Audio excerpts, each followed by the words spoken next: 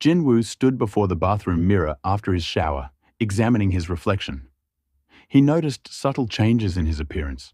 He had grown a few inches taller and had become more muscular. He wondered if his reawakening was responsible for these changes, as he had always considered himself rather average in appearance. The thought crossed his mind that the buffs from his will to survive might have affected his physical appearance, possibly even healing his skin.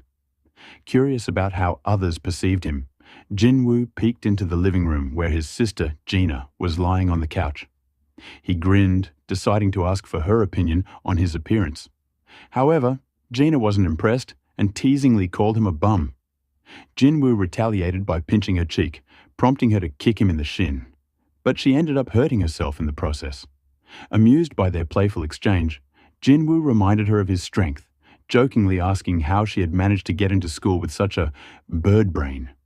Jin-ah proudly declared that she was at the top of her class, but Jin Woo pointed out that it was only for her mock exams. The conversation shifted when Jin Woo mentioned his plans to form a new guild. Jin-ah, intrigued, asked what name he had in mind. Jin Woo suggested the Solo Play Guild, but Jin-ah quickly pointed out that it didn't make sense since he summoned shadow soldiers and wasn't really a solo player. After thinking for a moment, Jin-ah suggested the name Jin Guild. She explained that the characters Ah meant I, and Jin meant to go forward, creating a clever play on words. She revealed that it was also her name spelled backward, which Jin Woo found amusing. He agreed that Jin was a fitting name for his new guild. That night, Haein lay under her blanket, embarrassed by the events of the day. The memory of her confession to Jin Woo kept replaying in her mind, making her cringe with discomfort. She couldn't believe she had admitted her feelings for him so easily. Burrowing deeper into her blanket, she wondered how Jin Woo had reacted to her words. Earlier, Jin Woo had asked if there was another way for her to handle the situation instead of joining the guild, and at the time, Haein had used the excuse of needing time to think to avoid further conversation. Now, as she lay in bed, her face flushed with embarrassment, she couldn't stop reflecting on the moment. She told herself that it was only natural to be interested in Jin Woo, given how he had saved her life. But deep down, she knew her feelings were far more complicated. Her thoughts shifted to Min Byung-gyu, the healer who had actually saved her life. A faint memory suddenly surfaced, a voice she had almost forgotten. It pulled her out of her thoughts, as if a dream was slipping away just before she could fully remember it.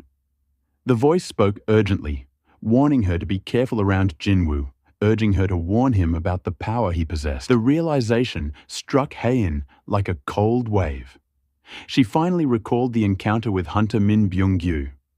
At the Knights Guild, the tension was palpable as Yoon-tae relayed important news to Jong-soo. A new gate had opened the previous day, and Yoon-tae informed him that obtaining a raid permit would be difficult due to the gate's high rank. While it wasn't an S-rank gate, it was dangerously close, and the guild's concerns were growing. Jong-soo acknowledged the looming threat of the situation. The guild was walking a fine line, and they couldn't afford to underestimate the risks of the raid. Yoon-tae explained that if the gate had been classified as S-rank, the best course of action would have been to abandon it entirely. The Knights Guild simply didn't have the manpower to assemble a capable assault team for such a high-level gate. However, as one of the country's 5 major guilds, their reputation was on the line, and failure was not an option. Jong-soo's frustration was evident. He knew that many people misunderstood the true danger of A-rank gates, thinking they were all relatively the same.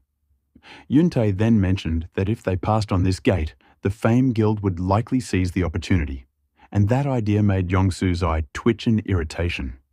The thought of letting such a valuable gate slip through their fingers, so close to their own territory, was maddening. As they discussed their options, Young Yerim, an A-rank healer, joined the conversation. She suggested forging an alliance with another guild. Jong-soo, however, was skeptical. He doubted any guild would be willing to cooperate, especially since it would be obvious that the Knights Guild was seeking help, because they didn't believe they could clear the gate on their own. Undeterred, Yerim proposed a different idea, recruiting a single individual hunter, rather than relying on a guild alliance. Jong-soo was initially dismissive, questioning how one hunter could make a significant difference in such a high-stakes raid. But then, Yerim dropped the name Jin Woo. At the mention of his name, Jong-soo's expression shifted. Jin Woo wasn't just any hunter, he was a force to be reckoned with. Joining forces with him might not only improve their chances of clearing the gate safely, but it could also elevate the Knights Guild's image. Yuntai added that Jin Woo had recently cleared an A-rank gate on a highway, but had kept a low profile since. After a moment of consideration, Jong-soo decided that they couldn't afford to wait any longer. Instead of handling things over the phone, he resolved to visit Jin Woo in person to discuss the matter and make the proposal directly. The next day, Jin Woo arrived at the office, having made his decision about the guild's name. He proposed Jin Guild, and Jin-ho couldn't help but smile. It was a name that made sense, and more importantly, it wasn't something as silly as Solo Play Guild. With that settled, all that remained was recruiting one final founding member to complete the team. Curious, Jin-ho then asked about Cha Hae-in, wondering why Jin Woo hadn't chosen her.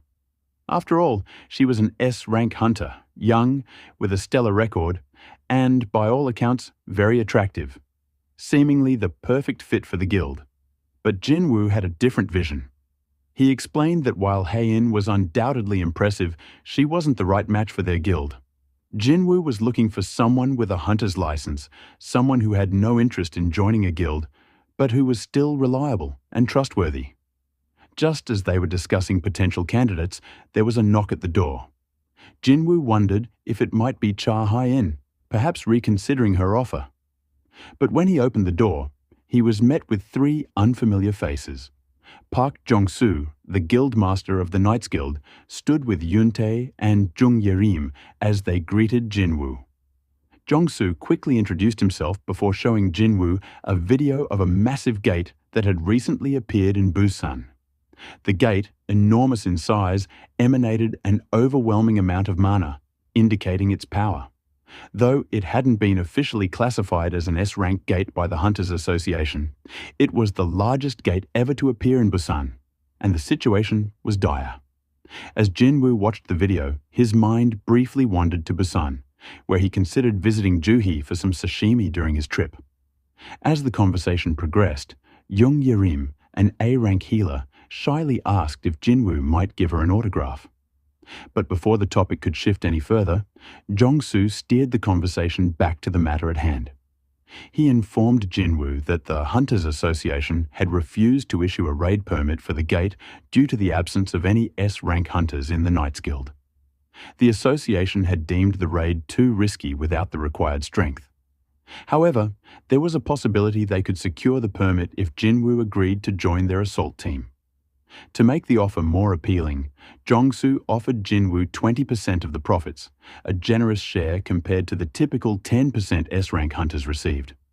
Jin Woo, however, had a different proposition. He suggested a 50-50 split, much to Jong-soo's surprise. Jin Woo explained that he would only agree to join them if they treated him as part of a guild, not as an individual hunter. He also mentioned that he was in the process of forming his own guild, Jin. A bead of sweat formed on Jong-soo's forehead as he tried to negotiate, countering with a 40-60 split in favor of Jin Woo. However, Jin Woo was unmoved, clearly not interested in haggling further. Realizing he had little room to maneuver, Jong-soo, acknowledging Jin Woo's formidable resolve despite his young age, finally agreed to the 50-50 split. But he added one condition: Jin Woo would need to defeat the dungeon boss. Jin Woo readily agreed without hesitation. Jong-soo then mentioned the urgency of the situation. Since the gate had been discovered some time ago, they would need to raid it the very next day. He offered to give Jin Woo a ride to Busan, but Jin Woo politely declined, explaining that he had prior plans for the day and would join them the next morning. He assured them he wouldn't be late. As the meeting wrapped up, Yuntae, who had been quietly observing, suddenly noticed something odd, a movement in Jin Woo's shadow. He paused for a moment, wondering if his eyes were playing tricks on him. Jong-soo, however, dismissed the thought. jokingly wondering if Yuntai had been drinking. Just as they were about to leave, Jin Woo's phone began vibrating on the table. Glancing at the screen, Jin Woo saw a number he didn't recognize. He excused himself and stepped outside to take the call. To his surprise, it was his mother, Kyung-hee, on the line. She had just purchased a new cell phone and wanted to hear his voice.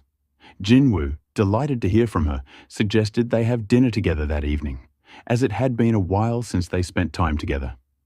Kyung-hee agreed, and Jin Woo looked forward to a pleasant evening with his mother. The next day, the elite hunters of the Knights Guild gathered at Gwangali Beach in Busan, their anticipation for the upcoming raid palpable in the air. However, Guild Master Jong-soo couldn't shake his nervousness. He regretted not insisting that Jin Woo travel with them the day before, and now he anxiously awaited his arrival, hoping everything would go smoothly. With only 5 minutes left before the raid was set to begin, Jin Woo stepped out of his apartment building, dressed casually in comfortable clothes and sneakers. He glanced up at the sky, noticing the grey clouds gathering and briefly wondering if his sister Jin-ah had remembered to bring an umbrella. But that thought quickly faded as he focused on the mission ahead. He activated Shadow Exchange, instantly swapping places with one of his shadow soldiers, teleporting directly to the meeting point at Gwangali Beach. The scene at the beach was tense, with a large crowd gathered to witness the enormous gate that loomed before them. The sky overhead was clouded and foreboding, adding to the sense of unease. Up close, the gate was even more imposing, its size awe-inspiring. Jin Woo scanned the area and took note of the teams preparing for the raid. The hauling team was positioned on one side and the mining team was stationed at the opposite end. The assault team, a mix of 13 A-rank hunters and 20 B-rank hunters, stood ready. Jin Woo couldn't help but be impressed by the number of A-rank hunters, a clear sign of the Knights Guild's strength, as they boasted one of the largest contingents of high-ranked hunters in the country. As Jin Woo surveyed the scene, he was quickly surrounded by the other hunters, all eager to speak with him and ask questions. They marveled at his abilities, especially his performance during the Jeju Island raid, and were in awe of the sheer number of shadow soldiers he could summon. Feeling the weight of their curiosity, Jin Woo was relieved when Yerim, the healer from the Knights Guild, stepped forward to intervene. She introduced herself to Jin Woo and expressed her hope that they would work well together during the raid. Her presence offered a moment of respite for Jin Woo amidst the barrage of questions. Guildmaster Jong-soo Park, visibly excited, greeted Jin Woo warmly. However, Jin Woo was surprised to learn that Jong-soo had not yet informed the others about the raid's leadership. Jong-soo quickly addressed the group, announcing that he would be leading the raid as the Guildmaster. This announcement didn't sit well with some of the hunters, who had hoped that Jin Woo would take charge instead. Despite the murmurs of disappointment, Jong-soo calmly explained that Jin Woo would be assigned to protect the backline and ensure the safety of everyone involved. A few hunters voiced their confidence, questioning if they even needed protection. But Jong-soo remained unfazed, urging them to focus and get ready to move out. With the preparations complete, he signaled the start of the raid, and the team began advancing toward the gate, ready to face whatever challenges awaited them inside. Meanwhile, at Gina's high school, 3 male students grumbled as they were tasked with an errand by their art teacher. They were annoyed at having to do something they felt wasn't their responsibility. Despite their complaints, they made their way to the second art classroom, which had been converted into a storage space. As they unlocked the door, a thick cloud of dust greeted them, indicating the room hadn't been used in ages. Inside, it was cluttered with old art supplies, discarded drawings, and sketching statues. While debating how many statues they needed to carry back, one of the students noticed something unusual in the corner of the room. Curious, the others joined him to investigate. In the far corner of the room, a large blue hole in the wall, about the size of a person, caught their attention. The largest of the 3 students, trying to appear unfazed, examined the gate. He reassured the others that it was harmless, assuming that only hunters could pass through and nothing dangerous could emerge. Confident that nothing would happen, he placed his hand on the surface of the gate. But in that instant, a crack ran across the gate and a hand shot out, gripping the student's head. He struggled, but the hand's grasp was unbreakable. In a horrifying moment, a loud crack echoed through the room as the student's head was crushed, sending blood splattering across the room. The two remaining students screamed in terror, their clothes stained with their friend's blood. The gate shattered like glass, and suddenly, monstrous creatures began to pour out. Orcs, formidable predators known for their tracking and hunting instincts, emerged into the human world. Though their intelligence was lower than that of humans, their hunting prowess was unmatched. Having been contained in their dungeon for so long, they were eager to finally indulge their bloodlust. Two of these orcs, their senses heightened by the scent of flesh and blood, were the first to charge out, ready to wreak havoc. The barrier between their world and the human realm had disappeared, and with it, a wave of destruction had begun. They had been positioned in the shadows, waiting patiently for the right moment to strike. Their sharp senses quickly detected the presence of potential prey nearby. The first orc, sensing the structure they had infiltrated was teeming with vulnerable humans, grew eager. The building stretched above them, each floor filled with possible victims. Driven by the instinctual thrill of the hunt, the leader orc made a decision. It was time to begin. He issued a command to his companion to summon their brethren, planning a full-scale assault once they had wiped out the humans in the building and secured their position. As the leader orc stalked through the darkened corridor, he spotted two students in the distance, casually chatting without any awareness of the danger closing in. With a growl, he charged forward, his axe raised high.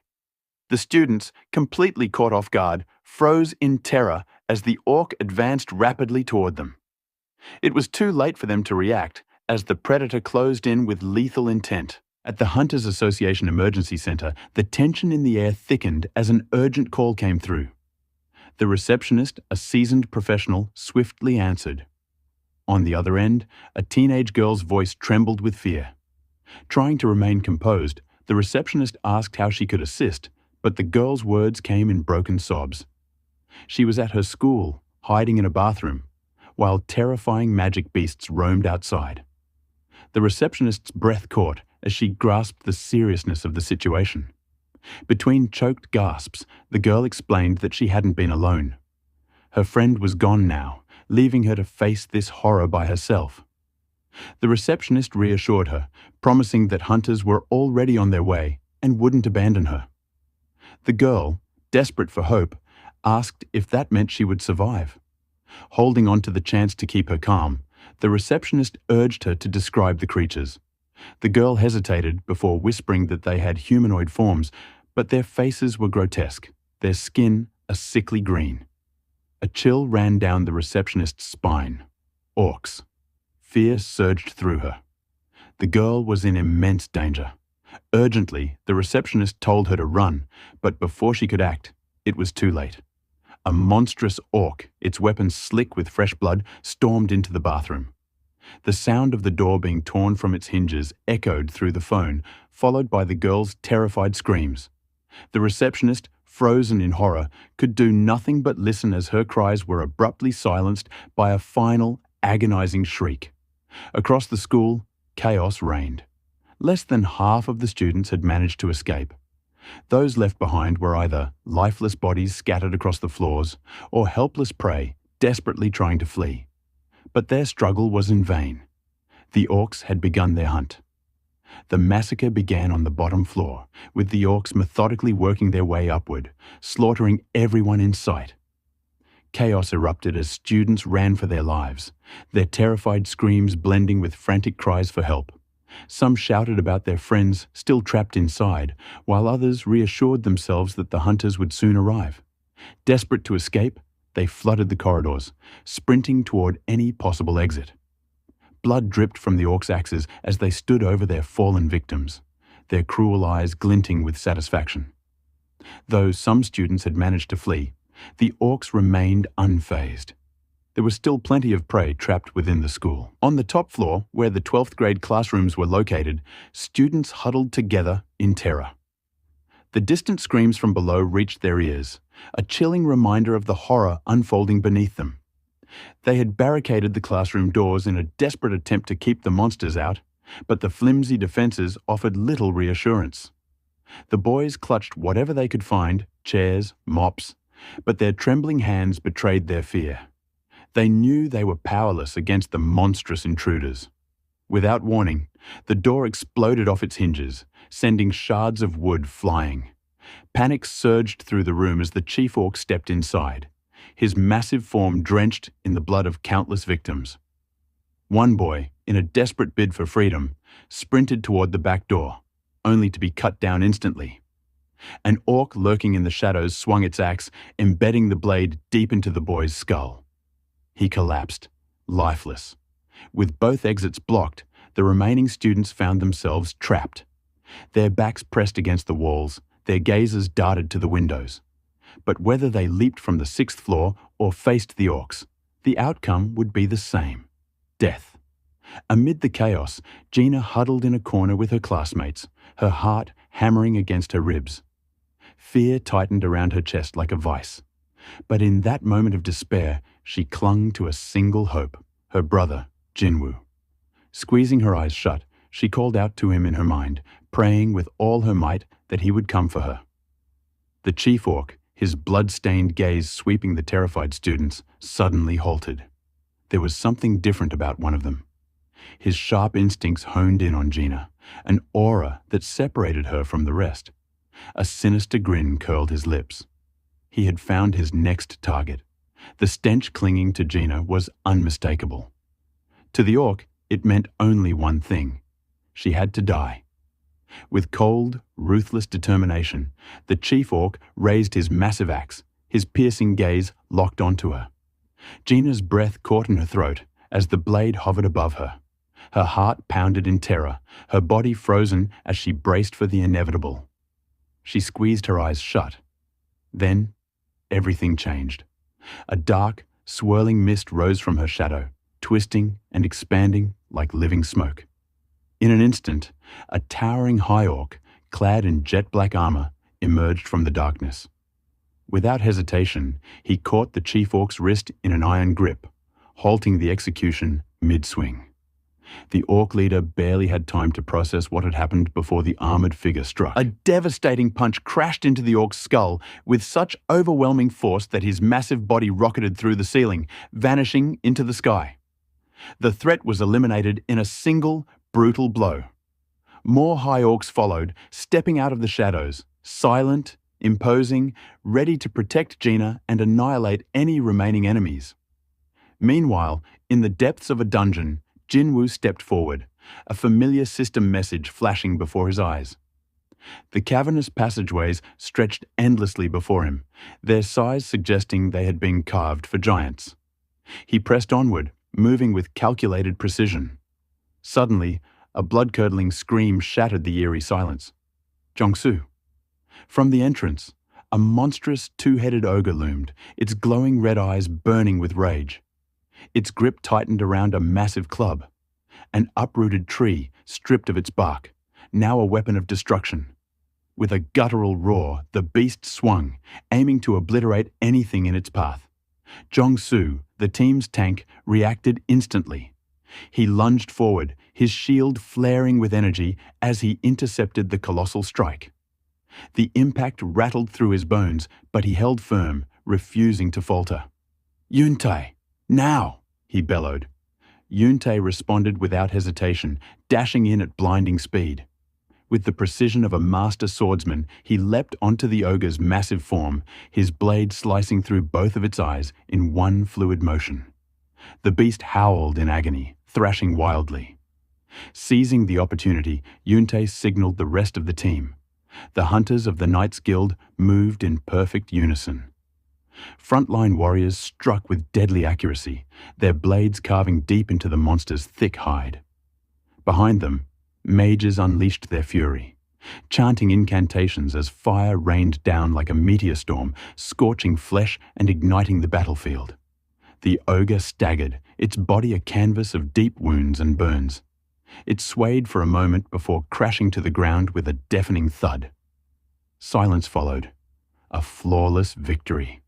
The high-level monster had been slain, and not a single hunter had suffered a scratch. Jong-soo called for a brief regroup, acknowledging the difficulty of the raid. The presence of a twin-headed ogre right at the dungeon's entrance was not just unusual, it was an ill omen. Jin Woo, drawing from his vast knowledge, identified the creature as a gravekeeper. That means... Jong-soo hesitated before continuing. An army of undead is likely waiting deeper inside. Yun-tae, sensing the growing tension, attempted to lighten the mood. "Boss, maybe let's not jinx ourselves," he quipped. But the atmosphere shifted once more as the hunters took in their surroundings. Something was off. The undead had emerged, as expected. But instead of charging forward in their usual mindless assault, they were retreating. It was as if they were fleeing from something far more terrifying lurking in the darkness beyond. Jin Woo narrowed his eyes. He had expected more from this high-tier A-rank dungeon. But before he could dwell on it, a sudden jolt of adrenaline shot through him. His pulse quickened. Something was wrong. The High Orc warriors he had stationed to protect Jin-ah were sending distress signals. His sister was in danger. Jin Woo wasted no time. He turned to Jong-soo. "Something urgent came up. I have to go." Jong-soo's eyes widened. "Wait, what? You're just going to leave? We need you here." "I'll send someone just as reliable," Jin Woo interrupted, his voice calm but firm. Without another word, he raised a hand and summoned his strongest soldier. A swirl of dark smoke coiled through the air as Beru, the Ant King, emerged. The sheer pressure of his mana sent a wave of dread through the hunters, making them instinctively step back. Jong-soo's breath caught in his throat. He knew this creature. He had seen it before, during the Jeju Island raid. The team shifted uneasily. Finishing the raid with something this powerful among them? The idea was unnerving, but Jin Woo remained unfazed. "Beru and my soldiers will assist you. 20 of them will be more than enough." Yerim, still struggling to process the situation, stared at Jin Woo in disbelief. "You're really leaving us? After summoning that?" Jin Woo didn't hesitate. "Yes." And with that, he vanished. Jin Woo's icy stare silenced her. His voice was cold and unwavering. "If you don't want my help, I can recall my soldiers," he said, his tone laced with finality. "But whatever happens next will be on the Knights Guild, not me." The weight of his words settled over the group like a heavy fog. Realizing the gravity of the situation, Jong-soo quickly nodded. "No, we'll take your help." The rest of the strike squad, including Yerim, stood speechless. Jin Woo's absolute confidence left no room for argument. Internally, Jin Woo's mind raced. How much longer until my shadow exchange cools down? He gritted his teeth as the answer surfaced. Over an hour remained. Damn it. He couldn't afford to wait that long. Without another word, he turned on his heel and disappeared from sight. Jong-soo let out a breath. He really left. Yun-tae, still shaken, swallowed hard. What do we do now? But Jin Woo was already gone, focused solely on his next move. He had to get out of the dungeon, now. His frustration burned, fueling his determination as he tore through the dark passageways. The undead creatures blocking his path froze as he approached, their bodies trembling. Then, one by one, they dropped to their knees, bowing before him. Jin Woo narrowed his eyes. Are they reacting to my necromancer abilities? There was no time to dwell on it. With a flick of his wrist, he dismissed the dagger in his hand and broke into a sprint. He needed to reach the surface. Fast. As he emerged from the dungeon's gate, the crowd of hunters and onlookers outside gasped in shock. "What's Hunter Sung doing coming out alone?" someone murmured. Ignoring them, Jin Woo summoned Kaizal, his winged wyvern, wreathed in black mist. The mighty beast screeched as it landed, steam rising from its nostrils. Without hesitation, Jin Woo climbed onto Kaizal's back. "Fly!" he commanded, his voice edged with urgency. With a powerful roar, Kaizal launched into the sky, wings slicing through the air. The onlookers could only watch in stunned awe as Jin Woo soared into the distance, disappearing toward his destination. The sound of splintering bone echoed through the room as an orc's skull was obliterated by a single devastating blow. Its massive body crumpled to the floor.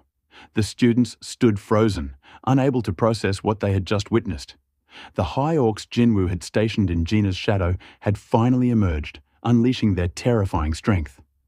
The remaining two orcs panicked, their survival instincts kicking in as they turned to flee. But it was futile. In an instant, the high orcs seized them by their throats. The orcs, realizing resistance was useless, barely had time to struggle before their heads were smashed against the floor. Bones shattered on impact, and their lifeless bodies slumped to the ground. Silence fell over the classroom. The students, trembling, began to grasp the reality of what had happened. These monstrous high orcs, the creatures they had feared, had saved them. Their protectors had arrived. As the initial shock faded, Gina turned toward the massive figures standing guard. Her voice was filled with urgency. "Where's my brother?" The high orcs stood motionless, their silence offering no answer. The high orcs refused to let Gina leave their side, sensing the lingering dangers within the building. Their instincts proved right as heavy footsteps echoed up the stairwell, growing louder with each passing second. The oppressive sound filled the air, signaling the approach of something far more dangerous. Then, with a thunderous boom, a massive gate cracked open. A throne emerged from the darkness, shaking the very foundation of the building. The dungeon's final seal had been broken. From the gate stepped a towering figure, Groktar, the chieftain of the Crimson Blade tribe. His crimson-streaked armor bore the scars of countless battles, and his presence radiated raw power. His warriors knelt in reverence, awaiting his command. A subordinate rushed forward, breathless. "Chieftain, a group of high orcs. They're helping the humans," Groktar scoffed. "How many?" "Only 3, my lord." A cruel sneer twisted Groktar's face. Pathetic. With a single motion, he hefted his massive axe onto his shoulder. "Lead the way. I'll crush them myself." His eyes gleamed with anticipation. He relished the thought of slaughter. Outside the classroom, orcs who had been retreating moments ago now roared with renewed vigor, chanting their leader's name. "Groktar! Groktar!" Their confidence swelled as their chieftain strode forward, his tattoos, each one a mark of a slain foe, glowing under the dim light. His presence alone sent a shiver through the air. Inside, the high orc warriors braced themselves. Though powerful, they were no match for Groktar's sheer brutality. With terrifying speed, Groktar dodged their initial attacks and drew the curved blade at his waist. A deadly arc of steel flashed through the air, and the orcs outside cheered as their leader's blade found its mark. Yet something was wrong. The high orcs didn't stay down. Despite being slashed apart, they regenerated almost instantly, rising again as if nothing had happened. Groktar narrowed his eyes. "A spell?" he muttered. No matter how many times he cut them down, they just kept coming back. Frustration built within him. Hundreds, thousands, it wouldn't matter. This fight would never end. A voice in his head hissed, "Kill the humans." Groktar clenched his jaw. The command rang over and over like a war drum. But ignoring the high orcs to pursue the humans was impossible, unless... His sharp gaze scanned the room until it landed on Gina, trembling behind her protectors. Then he saw it, something barely perceptible, yet undeniable. A connection. His lips curled into a wicked grin. "She's the key," he murmured. "Seize the girl," Groktar roared. At his command, an orc broke into a sprint toward Gina. The high orcs lunged to intercept, but the remaining orcs swarmed them, slashing and stabbing relentlessly. The regenerating warriors were forced into a never-ending loop of healing and injury, unable to break free. Groktar's strategy had worked. The moment the high orcs were occupied, he advanced toward Gina himself. In one swift motion, he seized her by the throat and lifted her off the ground as if she weighed nothing. Gina gasped, struggling in his iron grip. His cold, predatory eyes met hers, drinking in her fear. "You're the reason they won't die," he mused darkly. "Let's fix that." Groktar's fingers tightened around her throat. Then, a thunderous roar split the sky. The very walls of the school trembled under the deafening cry of a winged dragon. Groktar's grip faltered for just a fraction of a second. It was enough.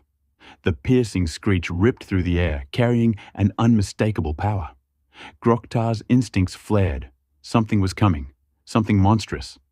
A sudden, primal fear rooted him to the spot. The approaching force was unlike anything he had ever faced, and with every second, it grew closer at an alarming speed. The very air trembled with its arrival. For the first time in his life, Groktar hesitated. His grip loosened, and Jin-ah tumbled to the ground, gasping for air. Her friend rushed to her side, frantically asking if she was okay, but neither of them were Groktar's concern anymore. His eyes were locked onto the sky. Then it hit. An earth-shattering explosion tore through the building. Glass shattered. Walls crumbled. The force sent orcs flying like rag dolls, their bodies crashing into the remains of the structure. The very foundation groaned under the sheer impact, as if struck by the wrath of a god.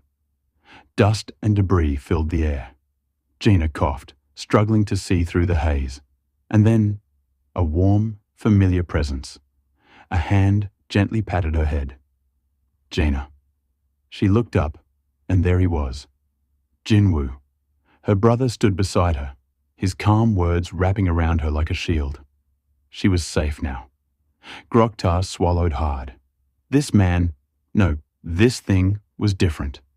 The air around Jin Woo pulsed with overwhelming pressure, his very presence radiating an authority that made even the most battle-hardened warrior hesitate. Groktar's throat was dry, but he forced himself to stand tall. He had to assert control. "I am Groktar of the Crimson Blade tribe," he began, trying to mask the unease creeping into his voice. But before he could finish, Jin Woo raised a hand. Not in greeting, not in negotiation, but in command. A wave of raw energy surged from him, crackling through the air like a silent storm. His eyes, shadowed with fury, locked onto Groktar with terrifying intensity. "Shut up and wait." The words weren't a suggestion. They were law. Groktar, for the first time in his life, obeyed. A brother's wrath. Jin Woo turned away from the orc as if he were nothing more than an afterthought. His focus was entirely on Jin-ah. Kneeling, he rubbed her back, his voice softer now. "Are you okay?" Tears welled in her eyes as she threw her arms around him, her small frame trembling in his grasp. He stroked her hair gently, murmuring apologies for being late. The other students watched in stunned silence. Relief flooded their faces as they confirmed they were unharmed. Jin Woo's gaze then shifted to Song Yi. "You okay?" I'm fine," she managed to say, but a chill ran down her spine. This Jin Woo felt terrifying. Then, as Jin Woo checked Jin-ah once more, his eyes fell on the deep red imprint staining her cheek and neck. The sight of it froze him. Something ignited deep within him. A flicker of blue light, faint at first, suddenly surged, crackling with raw fury. His rage was no longer hidden. It was alive. And Groktar was the one who would pay the price. Without hesitation, Jin Woo turned to Igris. "Take care of Jin-ah." Igris obeyed immediately. Jin Woo gently pried his sister's trembling hands from his clothes, despite her desperate attempt to hold on. He could feel her fear, but there was no time for comfort. Instead, he summoned a wave of shadow soldiers, one for each student, and issued his next command. "Escort them downstairs." The shadows moved with silent precision, forming a protective barrier around the students. The orcs bristled at the sight, their fury palpable. Their prey was slipping through their fingers. Some snarled, stepping forward to intercept. But then Jin Woo's gaze fell upon them. A single, chilling glare. The bloodlust in his eyes froze them in place, their bodies betraying them with instinctive fear. Kaizel, with a mighty flap of its wings, sent a gust of wind through the ruined building. The shadow soldiers swiftly carried the students down through the shattered walls, delivering them to safety. From the corner of his eye, Groktar watched. His mind pieced it together. The High Orcs, the shadow soldiers, the impossible strength. His eyes narrowed as he turned to Jin Woo. "Who are you?" Groktar demanded. "How do you speak our tongue? What are you?"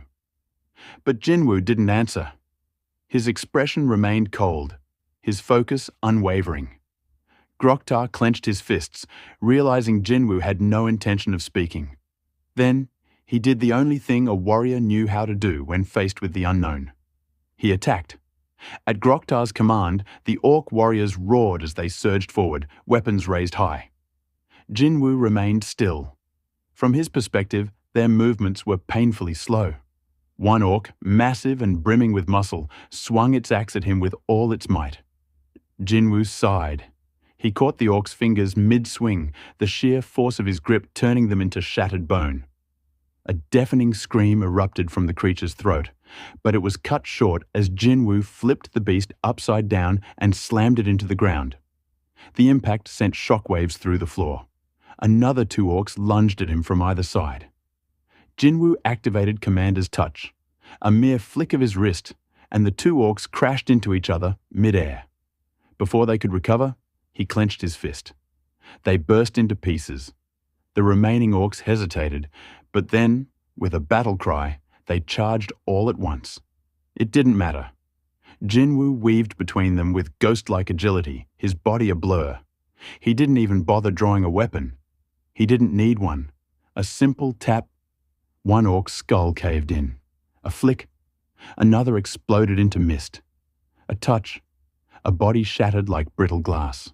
One by one, they fell, limbs torn from their bodies, torsos crushed, heads obliterated. In mere moments, more than 20 orcs lay in ruin, their corpses painting the battlefield in carnage. Jin Woo came to a stop, and Groktar, the mighty chieftain of the Crimson Blade tribe, stood paralyzed. His warriors, slaughtered in the blink of an eye. His mind struggled to comprehend the massacre, his voice trembling with disbelief. But before he could react, Jin Woo grabbed his jaw. Groktar barely had time to gasp before he was lifted effortlessly off his feet. Jin Woo strode forward, and then, with brutal force, he slammed Groktar's head into the wall. The stone shattered, and silence fell over the battlefield. A resounding wham echoed through the empty hall. The force of impact still vibrated through the shattered wall as Jin Woo stood unmoving, his gaze sweeping across the carnage. Bodies. The lifeless forms of students lay scattered across the corridor, their blood painting the cold floor in deep crimson. Jin Woo didn't flinch. He forced himself to look, really look, at every single corpse. Each lost life burned into his memory, fueling the storm of fury brewing inside him. Someone was going to pay for this. His eyes, now ice cold, turned back to Groktar. "Why?" Jin Woo's voice cut through the silence like a blade.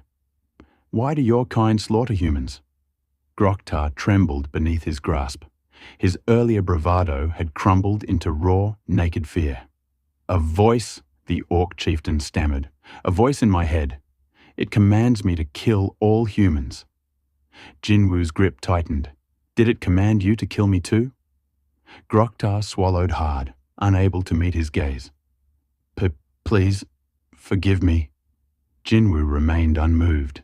His voice grew sharper. "Answer the question." Groktar's body shook violently, his lips quivering as he muttered the same desperate plea. Jin Woo exhaled slowly. A familiar black dagger materialized in his hand. The demon monarch's blade. Its edge gleamed ominously in the dim light. He regarded the trembling chieftain with an eerie calm. "So even you don't see me as human." It didn't matter. Jin Woo stepped forward, lowering his voice to a chilling whisper. "Maybe I'll forgive you." Groktar's eyes flickered with desperate hope. "But the path to forgiveness?"